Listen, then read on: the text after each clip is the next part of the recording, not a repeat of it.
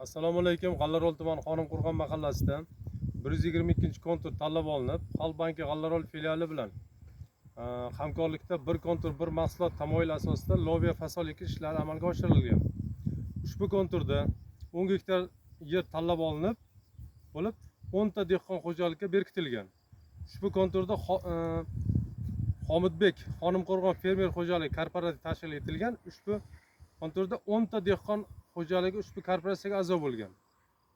Konturda loyiha qiymati 181 million bo'lib, birinchi hosil ekish ishlari 15-aprelgacha yakunlangan. Ikkinchi ekish ishlari 15-avgust oyigacha amalga oshiriladi. Har bir dehqonga 1 gektardan bo'lib berilib, ushbu 1 gektar yerdan 39 million daromad olib, 10 gektardan jami 390 million so'm birinchi mahsulotdan foyda olinadi.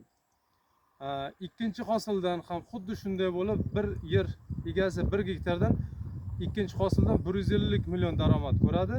Dehqon xo'jaliklari bilan agregator o'rtasida uchrashuvlar o'tkazilib, bir kontur bir mahsulot tamoyili tushuntirildi. Bir kontur bir mahsulot tamoyili asosida serdaromad mahsulotlarni yetishtirish bo'yicha foyda olish miqdori hisob-kitob qilinib, loyiha biznes rejasini ishlab chiqishda ko'mak berildi.